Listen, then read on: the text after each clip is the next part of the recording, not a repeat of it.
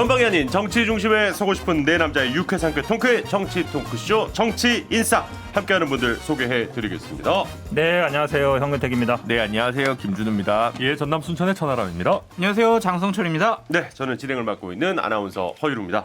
어제 이재명 후보의 아들 그리고 윤석열 후보의 부인 이 문제에 집중을 할 수밖에 없었다 보니까 다루지 못했던 얘기들이 좀 많습니다. 광고 듣고 와서 하나하나 짚어보겠습니다. 잠시만요.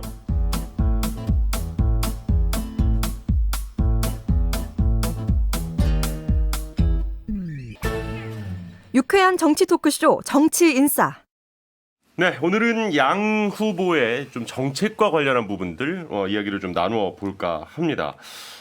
그 전에 먼저 앞서서 이번 주에 이 관훈 클럽 초청 토론에 윤석열 후보가 참석을 했었죠. 그 자리에서 장모 최모 씨의 이 요양병원 불법 개설과 요양급여 부정수급 의혹, 검찰이 좀 과잉 수사를 했다 이런 주장을 했고요. 또 최근 청탁의 대가로 뒷돈을 받은 혐의로 윤우진 전 용산세무서장 구속이 됐었죠. 이 경찰 수사도 좀 과하다라고 얘기를 했습니다. 어떻게 생각하십니까? 과합니까?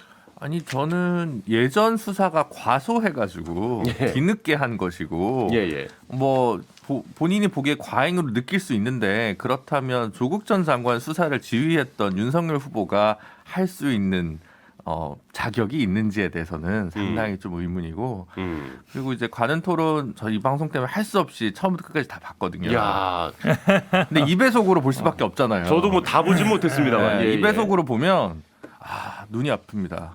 도리도리가 계속 돼가지고 진짜로 정말 그래서 이거 진짜 안 고쳐지는구나. 과잉 비판입니다. 과잉 비판. 과잉 얘기를 하고 있는데 또 이렇게 과잉 도리도리를 얘기하시니까. 하여튼 뭐 그런 측면이 있다. 꼭 말씀드리고 아니 사실 그 싶습니다. 고쳤으면 윤우진 좋겠다. 전 서장 관련해서 왜 이 내용이 좀 중요하냐면 사실 그 얘기가 있었죠. 변호사를 소개한 사실이 있다 없다를 가지고 좀 공방이 있었습니다.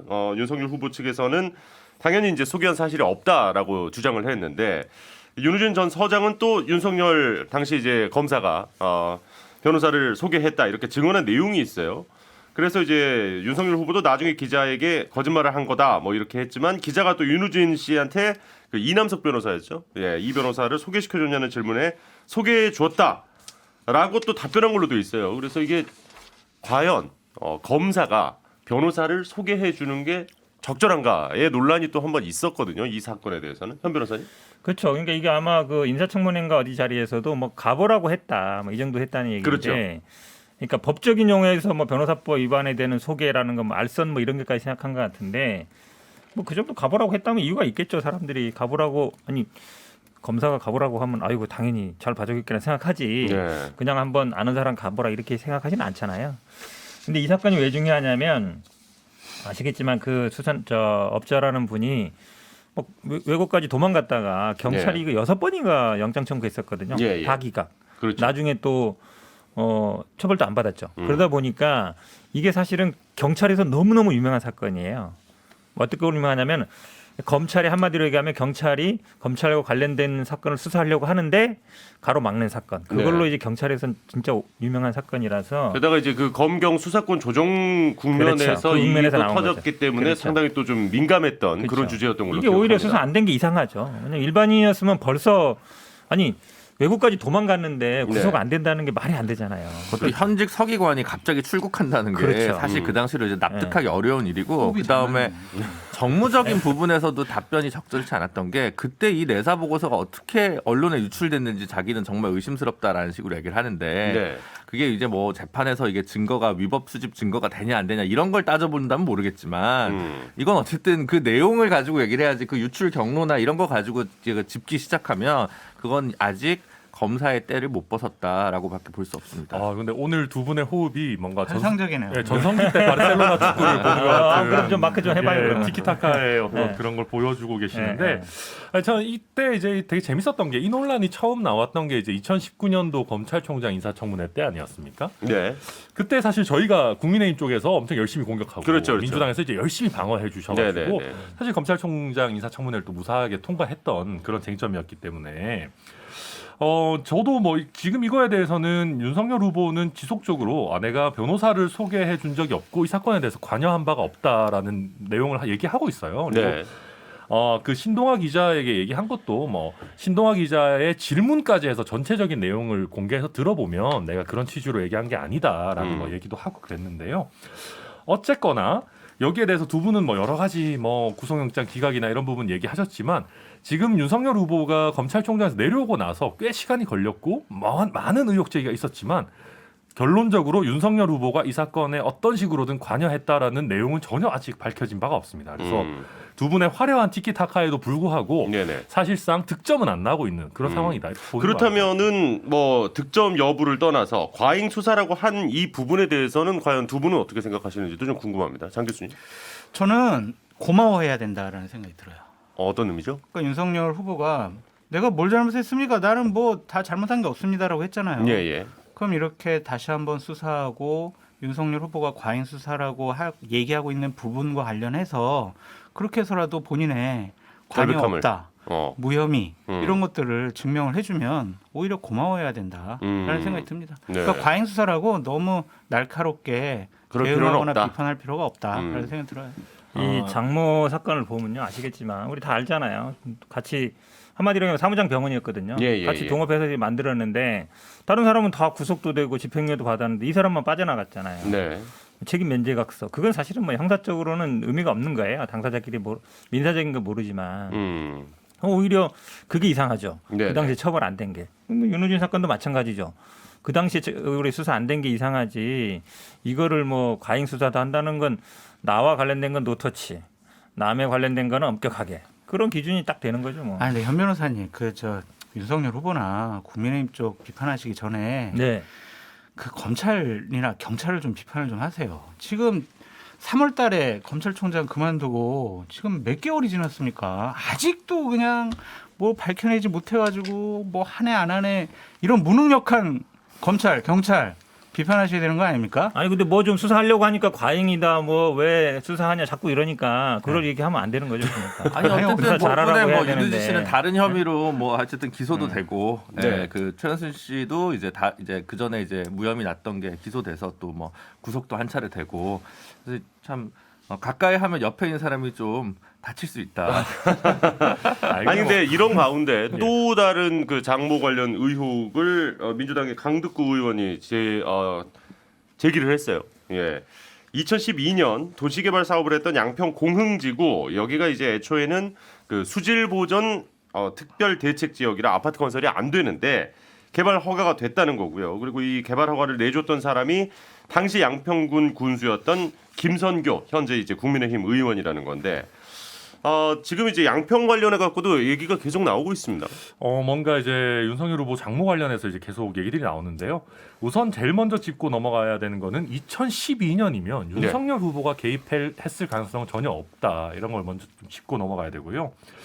결혼 전 얘기라는 거죠. 네, 결혼 전 얘기고 심지어는 윤석열 후보가 여주지청장, 그러니까 이제 여주양평 붙어 있지 않습니까? 예. 여주지청장을 했다라는 이유로 뭔가 엮으려고 하는 그런 식의 기존에 뭔가 시도들이 있었는데 여주지청장이 된 것도 2013년 4월이에요. 네. 그렇기 때문에 윤석열 후보와는 전혀 상관이 없고 김선교 현재 국민의힘 의원이기 때문에 지금은 뭐 윤석열 후보와 같은 편에 있긴 하지만 네. 그때 당시로는 뭐 그렇게까지 우호적인 관계도 아니었기 때문에 일단은 윤석열 후보와의 관계성은 없다. 네, 저는 그 점을 좀 짚고 넘어가고 싶습니다. 관계성이 전 좀 있을 수도 있다. 또 왜 그러세요? 우리 두 분이 아주 하모니가 잘 맞는데.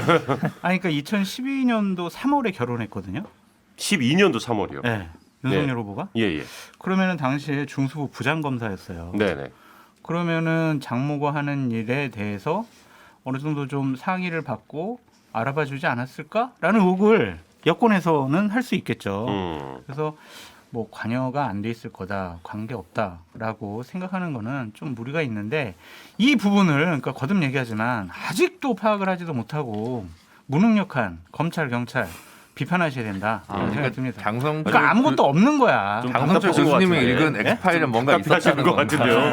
아니 이게 엑스파일에 있어요, 없어요? 그 얘기만 하시면 되죠. 자세한 사항은 말씀드릴 수가 없습니다. 이게 왜 그러냐면 그때 관계 없다 그러는데 사실은 이 지금 누구냐 지금 양평 군수 김선교 이분이 수사 재판을 많이 받았어요. 네. 관련해서 선거법이나 관련된 것들에 그러면 양평 여주라는 거는 그 관할 안에 있는 거거든요.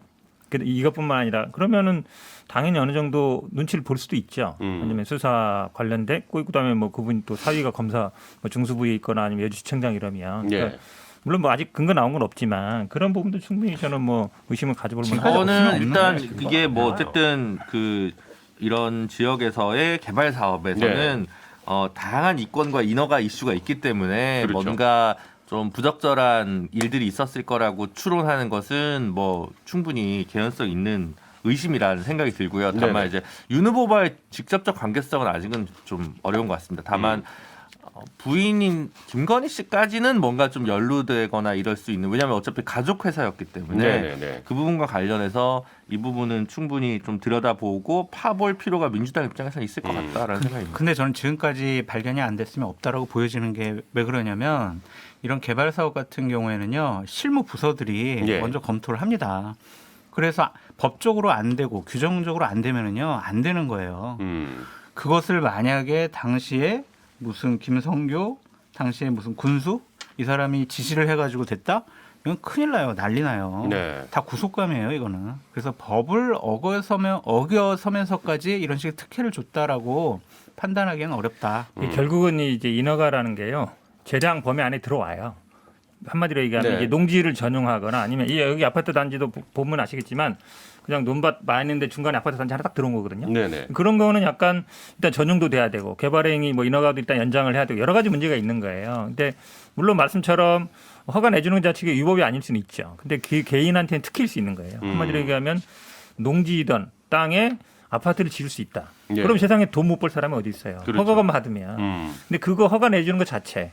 그다음에 허가가 약간 취소됐었는데 기간을 연장해 준다든지 네. 개발 부담금을 영원으로 해준다든지 그런 게 바로 특혜인 거죠. 그거 자체에 뭐 위법이냐 아니냐 부분은 조금 디테일하게 따져봐야 되지만 특혜성이 문제되는 거죠. 사실 이제 우리가 이런 그 개발과 관련해서는 뭐 조금 멀리 가면 LCT부터 뭐 대장동 문제 있었죠. 그리고 얼마 전에 저희 그 스트레이트 팀에서 그 또 일산 쪽 봤어요. 관련해서도 한번 문제 제기를 했었고 이런 식으로 계속 아주 소수의 개발 사업자들이 지나치게 많은 이익을 가져가는 부분에 대해서 공공이익 환수와 관련해서는 지금 뭐 서로 계속 얘기가 나오고 있지 않습니까? 약간 이런 부분의 정리가 좀 명확하게 됐으면 좋겠다 이런 생각이 좀 들고요. 맞습니다. 일단 뭐 이 얘기는 요 정도까지 하겠습니다. 그리고 이 윤 후보 얘기를 한 가지만 더 하고 이제 이재명 후보와 관련한 이야기로 넘어가도록 하겠습니다.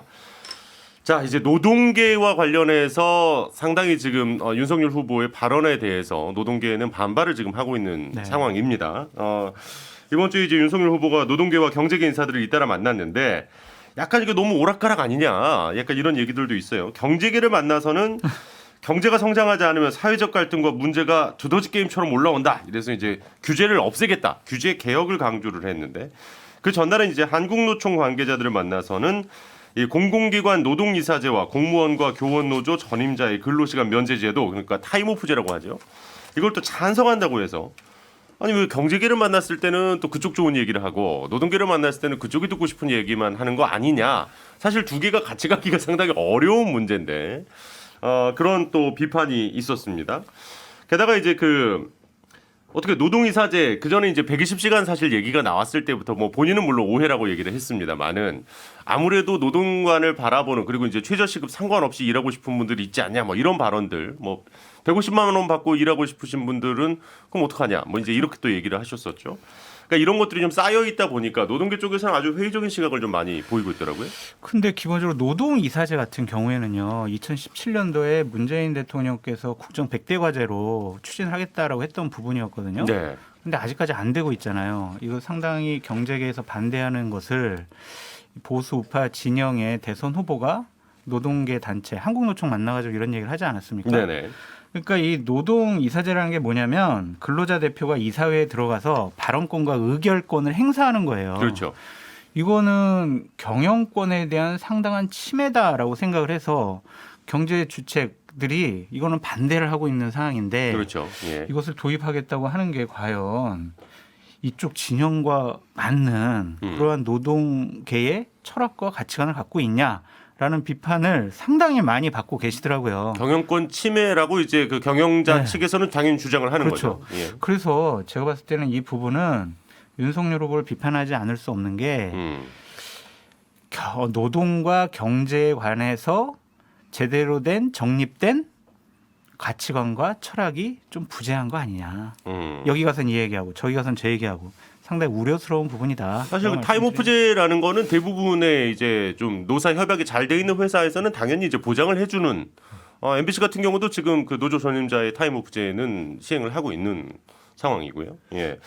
천하람 변호사. 네. 네. 근데 이거는 이제 그 방금 장 교수님의 비판은 오른쪽에서의 비판이죠. 근데 이제 그렇죠. 그 우리 방금 진행자께서 말씀하신 거는 왼쪽에서 봤을 때는 뭐 예를 들면 여러 가지 발언들이 너무 오른쪽으로 치우쳐져 있었던 것 아니냐라는 기존의 비판이 있었는데 네네네. 이번에 또 갑자기 노동 이사제 이런 거 얘기하니까 뭐 좀 약간 헷갈린다 이런 취지신 것 같고요. 그렇죠. 근데 제가 이 윤석열 후보 입장에서 봤을 때는 되게 억울할 수 있었던 것 같은 게 그 저희 국민의힘 경선할 때 가장 친노동적이고 중립적인 공약을 얘기를 많이 한 게 사실 윤석열 후보였어요. 네. 그러니까 윤석열 후보가 9월에 무슨 뭐 비전 뭐 이런 거 발표할 때도 보면 노사관계는 노동의 가치를 중시하고 지속 가능한 고용을 보장하고 노동의 양극화를 해소하고 노사관계를 글로벌 스탠다드에 맞추겠다. 그리고 기업 성장에 의한 민간 주도 일자리 창출도 하지만 동시에 사회 서비스 일자리 창출을 국가가 하겠다. 그러니까 이런 것들을 보면 다른 후보들은 굉장히 그냥 민간 일자리 창출 이런 것만 얘기하고 네네. 민주노총 때려잡자 이런 얘기하고 그랬는데 예. 사실 굉장히 균형 잡힌 얘기들을 많이 해왔어요. 그런데 뭐 몇몇 그 말실수들 있지 않습니까? 뭐 말실수일까요? 뭐 철학의 발현인지 그냥 헷갈리는 부분들이 있지만 그런 것들이 있다 보니까 노동관이 좀 치우쳐져 있는 것 아니냐 그러니까요. 하는 비판이 있었는데 사실 지금 천하람 변호사께서 소개해 주시는 정책들과 네. 그간 이제 윤석열 후보가 얘기를 했던 멘트들과 너무 괴리가 있으니까 네네. 그러니까 노동자 입장에서는 그 150만 원이 안 돼도 일하고 싶으신 분들은 어떻게 할 거냐와 지금 얘기하신 거는 너무 상충되잖아요. 그러니까 그래서 저는 이게 아마 제 생각에는 기본적으로는 노동계에 어느 정도 뭐랄까 그러니까 재계와 노동계 한쪽 편을 들지 않겠다라는 게 기본적인 캠프의 입장인 것 같아요. 네. 그래서 좀 어떻게 보면 균형 잡히게 가겠다. 그리고 지금 이번에 한국노총 가가지고 노동이사제 하고 공공기관에 타임오프제 하겠다라는 거는 준비된 메시지잖아요. 그러니까 준비된 메시지나 선대위 차원에서의 메시지는 우리가 반노동적인 어떤 후보나 당으로 보여서는 안 되겠다라는 게 잘 정립이 돼 있는 건데 이게 좀 개별적인 그 후보의 발언들이 좀 더 부각이 되면서 좀 네네. 퇴색된 부분이 있는 거 아닌가. 이게 정리된 입장이다. 이렇게 보는 게 맞을 것 같아요. 근데 이제 지난주인가 그 노동이사제까지 포함해가지고 기재위 안건조정위를 지금 민주당이 올린다 그랬다가 이제 미뤘었거든요. 예. 네 가지 안건 중에 뭐 사회적 경제 활성화 기본법이라든가 이제 노동이사제 공공기관 관련한 법이라든가 몇 개 이제 같이 서비스 발전 기본법까지 같이 올리려고 했었던 거예요. 근데 그러다 좀 미뤄졌는데 그때 이제 이거 추진한다고 하니까 이제 국민의힘이 비판했었다가 갑자기 후보가 공공기관 노동이사제 하자 이렇게 나오니까 캠프와 혹은 당과 캠프 사이의 엇박자 이 부분은 하나 좀 지적돼야 될 것 같고요. 관훈 토론에서 자기가 최저임금이나 52시간제 폐지하겠다고 얘기한 적 없고 저는 사용자 편은 아닙니다라는 얘기를 하면서 근데 150만 원 받고 일할 사람들 있으면 그거 어떻게 할 겁니까? 얘기를 또 같이 해요. 그렇죠. 아 이게 중도에 대한 강박인지 아니면 내 말이 맞다니까요.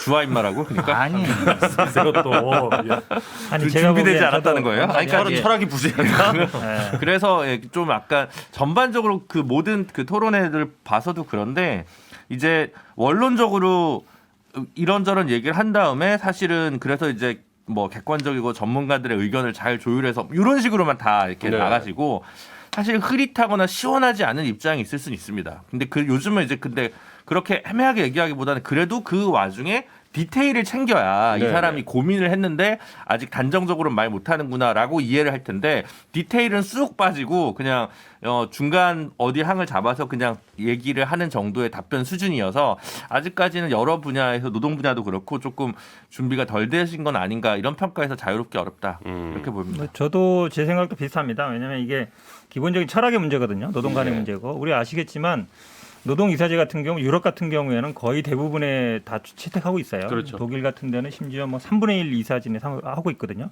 근데 우리는 일반 민간 기업도 아니고 네. 공공기업에 이사 1명이나 2명 그다음에 그것도 뭐 비상임 뭐 이 정도예요. 네네. 그러니까 실제 의사기구에 참여하는 그 수준이 아니거든요. 상징적인 의미밖에 없어요. 실질적으로. 그러면 사실은 이 정도는 받을 수 있는 거예요. 국민의힘에서도. 근데 후보가 나왔는데 그동안의 기조와 반한다. 근데 딴 데가 딴 얘기한다. 그러면 기본적으로 정책에 대한 기본 뭐 철학이라든지 기조라든지 큰 틀에서 지금 국민의힘 같은 경우에는 큰 틀의 슬로건도 안 나왔어요. 네. 뭘 뭐 이준석 대표가 뭘 얘기했잖아요. 뭘 잘하는 뭐 이거 나왔는데 그건 슬로건이 아니거든요. 그러니까 아직까지도 제가 보기에 방향 자체가 안 나왔다. 그다음 노동과 관련돼서도 큰 틀의 어떤 그럴까요? 정책 기조 같은 게 없는 게 아니냐. 이렇게 그거는 볼 수밖에 좀 없습니다. 캠프에서 고민은 되겠더라고요. 왜냐하면 경선할 때 이제 제일 먼저 해야 될 대통령으로서 뭘 고민하십니까라고 얘기를 했을 때는 이제 코로나에 대한 대응이다. 이제 이런 네네. 식으로 윤석열 후보가 얘기하셨고 엊그제 이제 관훈 토론에서는 일자리 정책이다라고 얘기를 했어요. 그러니까 포커스가 계속 좀 바뀔 수 있는데 아직 시그네처 공약이나 정책이나 이런 것들이 좀 잘 보이지 않는다는 얘기는 좀 유념해서 그 윤 캠프에서 좀 생각해 봐야 되는 거 아닌가 이런 생각이 많이 들었습니다. 이게 그러니까 하나의 제도를 도입하냐 마냐 이런 차원으로 접근 안 했으면 좋겠다. 예, 예. 노동법 전반적으로 좀 살펴볼 부분도 있다라는 생각이 듭니다. 현 변호사님께서 아니 유럽 같은 데서는 노동이사제 다 하고 있거든요라고 얘기를 하는데 유럽 같은 데서도 근로자들이 파업을 하게 되면은요 파견 근로제를 통해서 사용자들이 직장을 폐쇄를 하지 않거나 네. 예를 들면은 파업으로 인해서 생산을 못하게 됐을 때 예. 파견 근로를 받아가지고 일단은 기업은 돌아가게 만들거든요. 음. 그러니까 그런 거 우리나라는 파견 근로제가 안 돼 있잖아요. 그렇죠. 대체 근로는 위법이죠. 네, 그러니까 노동자의 권리가 좀 더 강하지 않느냐라는 비판도 있으니 사용자의 권리도 어느 정도 보장을 해주면서 이런 노동 이사회의 도입 이런 것도 같이 검토했으면 좋겠다. 여튼 뭐 디테일만 말씀드리면 일단 서울시 산하 기관들은 지금 노동이사제가 도입이 돼가지고 네네. 연구 결과에 따르면 이제 경영 투명성이 상당히 개선됐다. 요건 좀 확인되고 있어서 민간에 이거 뭐 강제하거나 자율적 뭐 하는 건 아니니까요. 네네네. 충분히 괜찮은 제도라고 생각해서 윤 후보님 이걸 뭐 수용하자고 얘기한 건 어쨌든 좋은 생각입니다. 예. 사실 그 한국노총과 민주노총이 이제 양대 노총이라고 이제 흔히 얘기를 하는데 보통 대선 때가 되면 이제 지지 후보를 사실 정하거든요. 그죠? 예. 지금 이 발언도 어떻게 보면 이제 한국노총이 좀 지지를 받기 위한 윤 후보의 카드가 아닌가 이렇게 또 우리가 볼 수도 있을 것 같은데 당연하죠. 민주노총은 지금 이제 둘 다 싫다. 예. 그렇죠. 현재 뭐 정의당, 진보당, 녹색당 등 뭐 단일화되면 거기 지지하겠다라는 입장이긴 합니다. 예. 알겠습니다. 일단은 뭐 윤석열 후보와 관련된 이야기 일단 오늘은 여기까지 하고요. 이제 이재명 후보 쪽으로 좀 넘어가 보도록 하겠습니다. 양도소득세 중과세 유예 때문에 대단히 말이 좀 많았던 한 주였습니다. 예. 다주택자와 관련된 이야기인데요. 이 양도세 중과를 한시적으로 유예하자고 했습니다. 그랬더니 이제 민주당 내에서도 반대가 나왔고 청와대에서도 반대한다는 입장을 당에 전달을 했습니다. 이게 사실 어떻게 보면 지금 현재 정부 여당이 갖고 있는 가장 큰 부담이 이제 부동산 문제인데 집값 상승이죠. 뭐 가장 큰 건.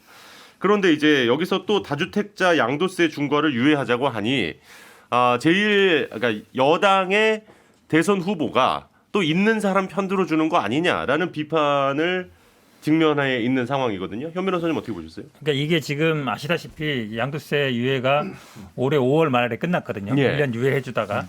근데 사실 매문이 별로 안 나왔습니다. 근데 지금 시점은 이게 왜 중요하냐면 지금 전국적으로 아파트 가격이 약간 하락 쪽으로 방향을 잡고 있어요. 그렇죠. 하락 쪽으로 잡고 있는데 요거를 조금 더 하락 쪽으로 잡을 필요가 있습니다. 네. 그러려면 매물이 나와야 돼요. 매물이 나와야 되는데 사실 작년 올해 5월하고 지금은 좀 상황이 다른 게 뭐냐면요.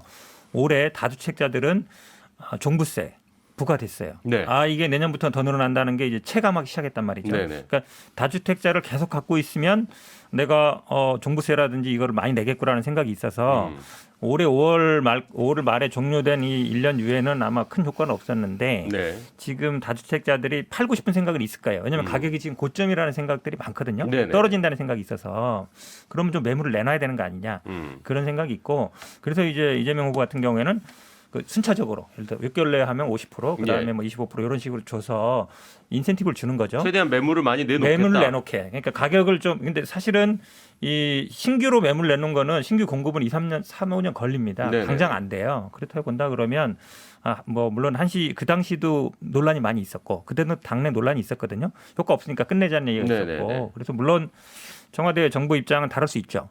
하지만 문재인 정부 최대 실정이 부동산입니다. 물론 뭐 세금 하나가 부동산 정책 전부는 아니에요. 네. 그렇긴 하지만 부동산 정책 실패에 대한 게 지금 민주당이라든지 이거에 대한 실망으로 가장 나타나고 있기 때문에 좀 이번에 좀 부동산 가격을 좀 하락시키는 게 공급 매물을 좀 많이 내놓게 하자 이런 네. 취지이기 때문에 뭐 당내 논란이 있을 수 있지만 뭐 정리돼갈 걸로 보고 있습니다. 근데 가진 사람이 돈 더 벌게 해주는 거를 이재명 후보가 지금 편드는 거 아니냐라는 분명한 반론이 있거든요. 있죠. 그러니까 이게 양도세 문제는 사실은 근데 그 부분이 있어요. 그러니까 우리나라 원래 세금을 내는 게 맞거든요. 네네. 근데 우리나라 대부분의 사람들이 1가구 1주택은 비과세입니다. 그렇죠. 대부분 비과세예요. 이번에 네네네. 또 9억에서 12억으로 올렸잖아요. 그러다 보니까 사실은 돈을 번 사람이 가격이 올랐는데 세금 내는 건 당연한데 현실적으로 취득세, 등록세는 큰 부담이 안 돼요. 네네. 근데 양도세 내는 거에 대해서는 많이 꺼리고 있단 말이에요. 그렇죠. 매물을 안 내놓고 있기 때문에 뭐 저는 어느 정도 한시적으로 두는 거기 때문에 매물을 내놓는 데는 효과는 있을 거로 보고 있습니다. 현 변호사님, 근데 이재명 후보의 부동산의 가치와 철학 중에 중요한 게 하나가 부동산 불로소득을 환수하겠다라는 거잖아요. 전형적인 거잖아요. 그러면 본인의 방침과 지금 이 정책은 상충이 되잖아요. 뭐가 맞아요? 그럼 이재명 후보의 그러니까 양도세 부분인데요. 제가 말씀드리잖아요. 사실은 원래 저 개인적으로는 그렇습니다. 1가구 1주택 양도세도 저는 폐지된다고 생각을 가져요. 네네. 그래서 아예 안 내지 말고 내대 적게 내는 방법이 맞아요. 근데 대부분의 사람들은 집을 팔 때 양도세 내는 거에 대해서 어찌 보면 굉장히 저항이 있습니다. 네네. 세금 내는 거에 대해서. 네. 특히 다주택자들은 또 집을 많이 갖고 있는데 이거를 내가 지금 세금을 내고 팔아야 되나? 왜냐하면 대부분 대출을 끼는 사람들이 많거든요. 이제 그런 현실적인 부분이 있기 때문에 물론 말씀처럼 이게 불로소득 아니냐라고 볼 수 있는데 그 불로소득과 개인들이 아파트를 사서 파는 데 따른 어떤 가치 상승 부분 그걸 그럼 다 회수해야 되느냐 이런 문제에 직면하는 아니 거예요. 그게 이재명 후보가 지금까지 근데 얘기하시는 그러니까 거잖아요. 말이 안 되는 게 그쵸? 왜냐면 제 말이 맞죠? 미리 이거 중과할 거 보고 네네네네. 미리 판 분들이 있다고요. 세금 그렇죠. 피하고. 그러니까 이거를 지금 아직도 갖고 있는 분들은 어떤 분들은 그냥 이거 양도세, 보유세 이런 거 다 하느니 팔기도 애매하고 그럼 그만한 거 다시 살 수가 없으니까 네. 세금 내고 팔고 하면 안 되잖아요. 그러니까 이제 그냥 몇 년 전부터 공시지가가 아직 현실화되기 전에는 자제분들한테 증여한 비율이 엄청 높았습니다. 그랬죠. 뭐 부산 가도 그렇고 서울에서도 네네. 그렇고. 그러니까 지금 갖고 있는 분들은 전략적 판단을 한 분들이에요. 내가 양도세 중과를 맞더라도 그에 비해서 가격 상승이 더 있을 테니 버티겠다. 양도세 중과분은 내가 충분히 감당할 수 있을 것이다라고 자신 시장에 선택을 한 거고 그걸 회피하고 싶은 분들은 미리 팔았는데 정부 정책이 이렇게 중간에 일관성을 잃어버리면 다양한 이해관계자들이 서로 불만을 가진 거여서 이게 딱히 표도 안 되고 논란만 키우면서 저는 이거는 전략적 미스다. 그 정책 자체 얘기는 우리가 충분히 한 것 같고 이것과 관련된 지금 말씀해주신 정치적인 얘기를 좀 천 변호사께도 좀 여쭤보겠습니다. 지금 청와대와 어쨌든 좀 다른 분위기, 엇박자, 뭐 아니면 이제 문재인 지금 현 대통령과의 좀 약간의 차별화를 지금 시도하는 모습들도 좀 이재명 후보에게서 볼 수가 있는데. 네. 천 변호사님은 요것에 대해서는 어떻게 생각하세요? 네, 저는 여기서 두 가지를 읽었어요. 네. 첫 번째가 이재명 후보가 정의당과의 단일화를 버리셨구나. 단일화 어차피 안 될 거라고 생각하는구나. 왜냐하면 이런 거 던지면은 심상정 후보 진짜 못 봤거든요. 네. 저는 일단 그거를 첫 번째 읽었었고요. 두 번째는 청와대랑 각을 세울 때 제일 부담이 덜 되는 부분이 부동산이에요. 아무래도. 왜냐하면 뭐 청와대 스스로도 부동산 정책 실패를 인정하고 있기 때문에 네. 뭔가 문재인 정부와 차별화를 시킬 때 이게 좋은 카드거든요. 그리고 약간 포퓰리즘적인 요소가 있어요. 네. 이게 세금을 깎아준다는 거니까 예, 기본적으로. 그래서 이재명 후보가 아주 전략적으로 청와대와 각을 세운 부분을 정한 건데 근데 문제는 방금 장 교수님이 지적하신 부분이 핵심이에요. 기존에 본인이 말하던 거랑 너무 안 맞아요. 네네. 이거 전형적으로 국민의힘이 얘기하는 거거든요. 보유세를 올릴 거면 양도세라도 낮춰줘서 테로 열어줘야 된다. 이거를 국민의힘이 한 1, 2년 전부터 노래를 부르던 거예요. 네네네. 그래서 저는 방금 현 변호사님 얘기도 철학에는 안 맞지만 국민들의 반발이 크니까 이렇게 해야 된다. 점점 글쎄요. 좀 이상하게 가고 있어서 그쪽 영역을 좀 이렇게 파고들겠다는 거 아니겠어요? 약간 그런 거일 텐데. 네네. 근데 그게 이제 어느 정도 중도적인 성향을 갖고 있던 예를 들면 이낙연 후보가 이런 얘기를 한다 그러면 국민의힘 지지층이나 중도층이 많이 흔들릴 것 같은데. 예. 근데 뭐 억강부약, 뭐 불로소득 환수, 국토 보유세 뭐 이런 얘기 하시던 분이 갑자기 양도소세 뭐 이렇게 낮춰준다? 네. 저는 정치적인 득점은 별로 없고 심상정 후보와 거리만 멀어지는 그런 신뢰가 안 간다니까요. 아니 그런 그러면 이제 생길 것 국민의힘에서는 같아요. 이걸 찬성하실 거잖아요. 반대할 건 찬성하겠죠, 아니잖아요. 아마. 예. 그러니까 찬성할 거잖아요. 노동이사제도 왜냐하면 비슷해요. 사실은 이제 노동이사제와 장교수님이 비슷하다. 계속 이걸 뭐 불로소득이라 그러는데, 그러니까 개인들 같은 경우 아파트 뭐 하나하나 집 2개 있는 사람이 예를 들어서 그걸 가격을 올랐을 때 그거를 다 환수해야 되느냐? 예. 이거는 좀 다른 문제예요. 왜냐하면 기업이라든지 부동산 개발하시는 분들은 좀 그거는 부분이 있지만 예, 예. 개인들이 예를 들면 그러면 1가구 1주택인 사람이 아파트를 5억에 사는데 10억이 됐어요. 네. 팔았어요. 지금 양도세 안 나온단 말이죠. 그렇죠. 그럼 그 5억은 세금 안 내도 돼요? 그런 문제랑 똑같은 거예요. 네. 제가 보기에는 뭐를 불로소득으로 볼 거냐. 그러니까 가격 상승을 다 불로소득으로 볼 수는 없다는 얘기죠. 알겠습니다. 예. 뭐 마지막으로 제가 비판하고 네. 싶은 지점은 뭐냐면은 이거를 유예하는 게 좋다, 안 하는 게 좋다, 청와대 말이 옳다, 이재명 말이 옳다 이게 아니라요. 이재명 후보의 지금까지의 말과 이 내놓은 정책적인 판단이 다르다는 거예요. 그래서 뭐가 맞냐라고 제가 자꾸 물어보는 겁니다. 그러니까 그 부분에 대해서 말씀을 해주셔야지 이게 뭐 유예해가지고 아니면 환수 안 하는 게 맞아요 이런 식으로 얘기하시면 안 되는 것 같아요. 그러니까 아니, 어쨌든 정답은 제가 보기에 없어요. 부동산 정책에 대해 특히 부분에 대해서는 이 양도세 부분은 저는 뭐 정답은 없다고 보는데. 여기까지 할까요? 네, 네. 그동안 굳이 뭐 뭐 해왔던 얘기- 거기 때문에. 네네. 저는 팁 하나만 드리면 네네. 결국 이제 주지 부동산 가격 상승, 그 다음에 이제 LH 사태, 네네. 대장동 이 키워드 세 개가 연결되면서 이재명 후보가 어려움을 겪고 있는 거잖아요, 기본적으로. 그러니까 이제 부동산 문제에 대해서 뭔가 전향적인 대책을 내세워야 되는데 뭘 하면 이렇게 뭐가 이해관계적 엄청 첨예하단 말이에요. 예. 그러니까 조금 그 누구는 위너가 있지만 패배자가 없는 부분을 찾기가 되게 어렵거든요. 그렇죠. 그래서 저도 예. 진짜 엄청 고민을 많이 해봤는데 그 안전진단 있습니다. 안전진단을 통과해야 돼요. 물론 이제 2등급 나오면 바로 재건축을 해야 되는 그런 게 있지만 이게 예. 시간이 많이 걸리거든요. 그래서 지금 서울이나 경기권에 이제 노후한 아파트들이 많이 늘어났기 때문에 한 50년 된 아파트는 안전진단을 면제해 준다든가 그런 식으로 좀 규제 완화 속도를 밟을 수 있는 방법이 분명히 있습니다. 이건 용적률이랑 상관없는 거거든요. 국민의힘에서 늘 얘기하는 네, 건데 근데 그런 부동산에 정도만 대해서 빠삭하시네요. 저는 항상 모든 것에 관심이 많습니다. 제가 하고 싶은 말은 많지만 하지 않겠습니다. 좋습니다. 일단 뭐 어쨌든 지금 양 후보 모두 그간 이제 조금 멀리 생각했던 지점들도 공략을 위해서 노력하고 있다. 라는 게 지금까지 우리가 좀 나눴던 얘기의 가장 핵심이 아닌가 이런 생각이 둘 다 듭니다. 중도 확장을 위해 애쓴다. 그렇죠. 예. 근데 이거 저는 좀 내상을 입을 수 있는 게 민주당 의총을 저희가 한번 잘 봐야 될 것 같아요. 예. 그러니까 지금 이거 관련해 가지고 의총이 예정되어 있는데 그렇죠. 지금 의원총회. 그 당내 역학 관계가 이제 친문에서 친 이재명으로 넘어가느냐. 그때 발언하시는 의원님들의 찬성 반대 비율이 어떻게 되느냐 이런 것들을 저희가 굉장히 눈여겨 봐야 된다. 그래서 당내에 진짜 권력은 누구에게 있느냐 그걸 그 잘 얘기 드러날 것 나왔으니까 요 얘기 좀 먼저 하고 갈게요. 지금 이제 이렇게 손 놓은 선거 처음이다 이런 얘기가 나오고 있습니다. 과연 네. 정권을 심지어 어떤 분들은 이렇게도 얘기를 해요. 정권을 차라리 넘겨주는 게 내가 의원하기가 낫다고 생각하는 의원들도 보인다. 이 정도까지 얘기가 지금 나올 정도인데 지금 민주당 의원들 열심히 돕는 거 맞습니까? 최근에 기조가 많이 바뀌고 있습니다. 분위기가. 예. 왜냐하면 이게 지금 김건희 씨 논란이 나오면서 예. 그전에는 우리가 뭐 의원들 활동이라는 게 보면 이제 SNS 통해서 보잖아요. 그렇죠. 자기 행사 홍보하고 이랬는데 최근은 이제 윤석열 후보나 부인에 대한 뭐 발언들이 굉장히 많이 늘어나고 있고 지금 말씀처럼 뭐 저도 그런 얘기는 듣습니다. 주변에서. 왜냐하면 현역 의원들이라는 게 사실은 대통령 되고 그 다음에 총선에서 당선될 가능성보다 야당일 때 왜냐하면 이제 대통령이 야당이 하면 여당이 약간 야당이 되니까 그렇죠. 약간 2년 후에 하는 거기 여야가 때문에 바뀌는 중간 거죠. 심판 예. 성격이 있을 때 있지만 그거는 좀 단시한이다. 저는 그렇게 보고 어쨌든 지금 경쟁률이 치열하게 붙고 있다가 지금 지지율도 좀 오락가락하고 있고 저희들이 심지어 뭐 역전한 것도 나오고 역전한 있죠. 것도 있어서 예. 좀 분위기 많이 바뀌고 있다 보고 있습니다. 선대위 체제가 좀 개편이 되고 좀 나아졌다고 보세요, 현 변호사님 보시기에?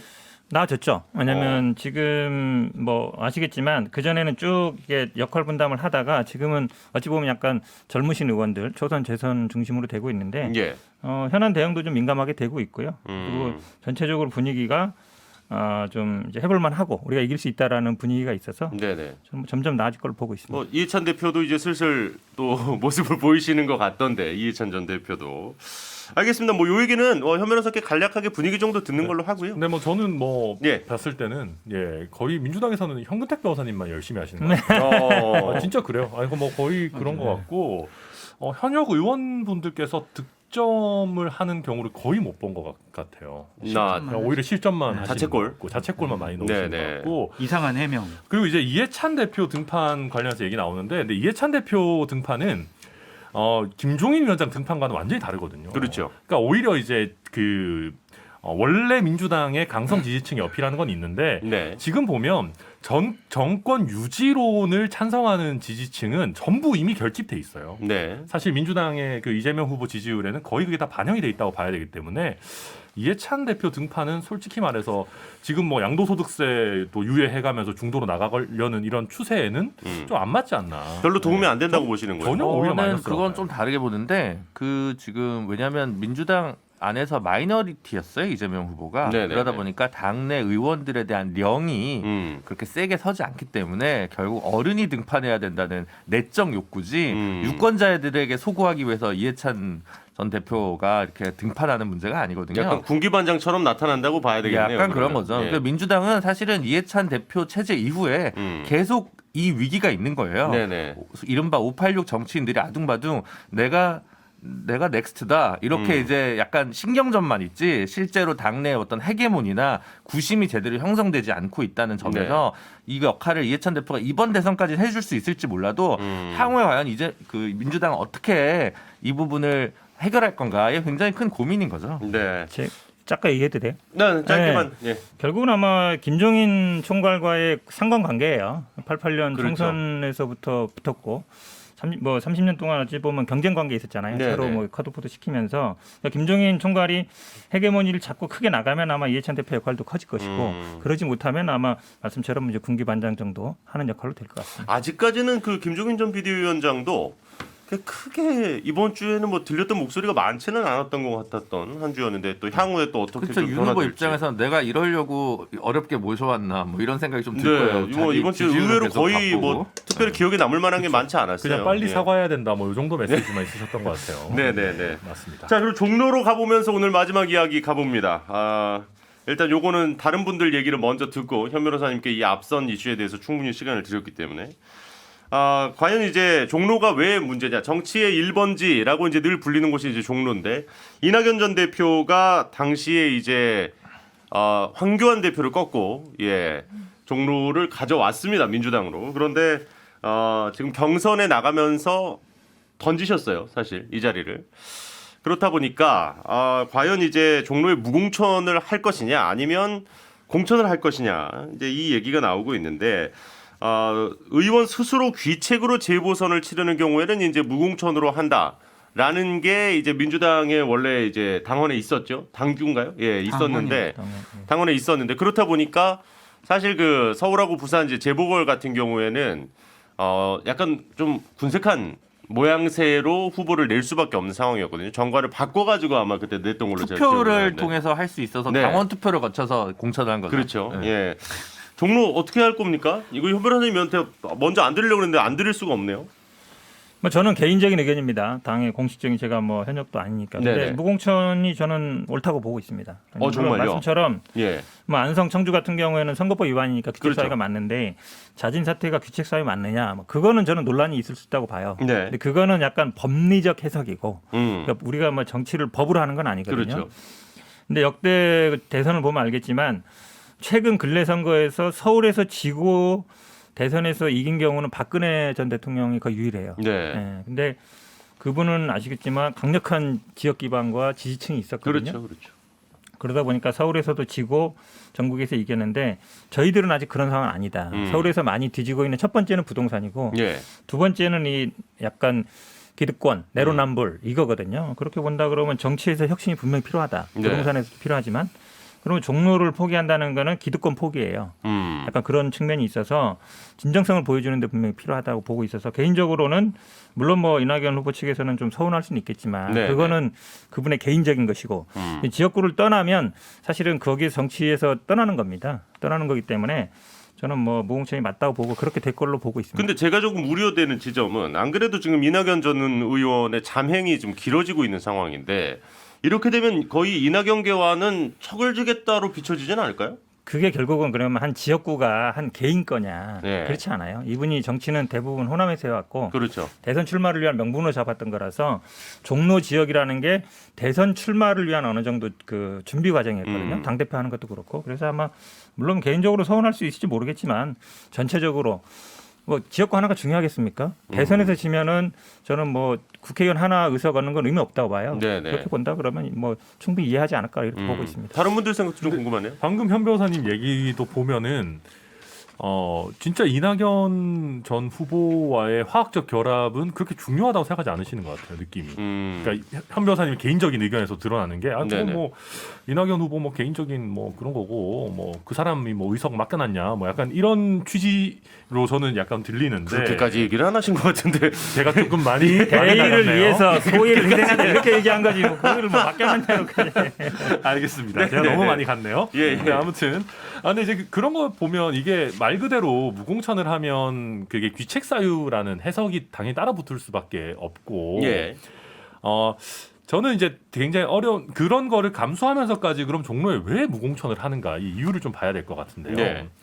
아마 현 변호사님 말씀하셨지만 5개 전부 다 무공천한다라는 그 내려놓음을 표현하는 게 하나가 있을 거고 예, 예. 그 다음에 두 번째 현실적인 문제로는 내봤자 이기거나 아니면 대선판에서 도움이 될 만한 후보를 못 구하고 있는 게 아닌가라는 생각이 들어요. 그러니까 종로에 누구를 공천하냐 얘기 많지 않습니까? 뭐 임종석 실장이나 뭐 박영선 뭐 의원이나 전 네네. 의원이나 뭐 쭉 얘기가 나오는데 제가 민주당에서 거론되는 사람들을 쭉 봐도 전체 대선판에서 도움이 될 만한 사람 사실 별로 없어요. 그러니까 중도층에 어필할 수 있는 사람이 별로 없고 예, 예, 예. 그러다 보니까 괜히 어설픈 사람 내서 또 아유 민주당 저 사람 또 나오냐 그리고 이런 또 소리 붙어서 졌을 때는 이제 데미지가 2배니까요. 그렇죠. 그럴 바에는 그냥 이낙연 후보 측과 좀 척을 지더라도 네네. 그냥 어쩔 수 없다 이렇게 하려는 것 같습니다. 그건 어떻게 보세요? 윤희숙 전 의원이 사퇴하면서 그 국민의힘 네, 서초갑도 지금 보고를 해야 되잖아요. 이거 압박용 카드다. 뭐 이런 분석도 있더라고요. 뭐 그럴 수도 있겠죠. 그럴 수도 있을 텐데 근데 서초갑 내실 거잖아요. 내겠죠. 거기서 눈을 시뻘겋게 트고 있어요 사람들이 지금. 서로 나가려고. 거기 나가려는 사람 한 20명 되는 것 네, 같아요. 한 20명 될 거예요. 대구, 중구, 남구, 곽상도 의원 지역구도 지금 장난이 아니죠. 거기도 일단은 나가면 된다라는 생각이 네. 좀 있는 곳이니까. 네. 예. 서다란 변호사도 자기 왜 그런데 얘기 없나 뭐 이렇게 불만 가질 수도 있어요. 무슨 말씀이세요? 지금 얘기. 전남 고향 대구니까 대구 하면 순천인데. 되겠네. 무슨 얘기예요? 순찰 잘 네, 살고 장 있습니다. 교수님. 이 문제와 관련해서는 현근택 변호사님 말씀이 전적으로 맞다라고 말씀을 드리고요. 현근택 변호사님을 민주당에서 공천심사위원회에 간사나 부위원장을 시켜서 예. 당원을 지키는 민주당의 모습을 제대로 보여줬으면 좋겠다라는 생각이 듭니다. 장 교수님이 이렇게까지 얘기를 해주시니까 대단히 지금 민주당의 안 좋은 카드로 보이기도 하고요. 이게. 아니요, 제가 보기에 진정성이 좀 느껴지는 것 같아요. 제가 왜냐면은 저를 뭐 시켜준다는 게 아니라 예. 왜냐면 정치적으로는 예. 그런 해석이 가능하죠. 그래서 저는 국민의힘 같은 경우도 대구나 서초에 자신들이 후보를 내서는 안 돼요. 그러니까 차라리 그냥 국민의힘 우파 계열의 무소속 후보가 나가도록 네. 해서 당은 어쨌든 책임지는 모습을 취하는 것이 정치적으로 가장 훌륭한 판단이다라고 그러면 말씀드립니다. 무소속으로 해서 당선이 되면 그분이 입당을 하면은 그건 뭐 막을 수는 없으니까. 그건 어쩔 수 없지만 예. 어쨌든 당의 후보로 이렇게 내는 거는 옳지 않은 것 같아요. 네. 저는 더 보탤 말이 없어요. 네. 저도 저렇게 생각하거든요. 아. 네. 만약에 이제 민주당이 예를 들면 지난 4.7 서울시장 재보궐선거 때 공천 안 하고 예.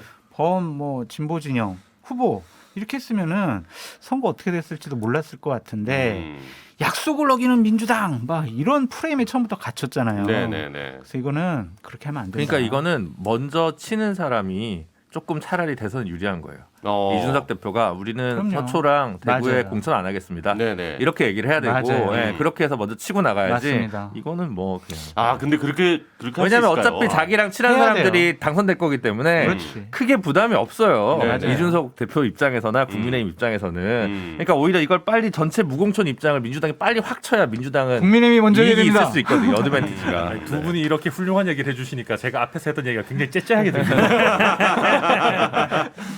알긴 안 해. 아니 뭐 그렇습니다만은 어쨌든 그 종로가 가진 상징성이 또 있다 보니까 아무래도 이제 가장 먼저 좀 관심이 갔던 지역이 아닌가 싶은데 가장 큰 상징성은 정치에서는 책임이다라고 네. 말씀드립니다.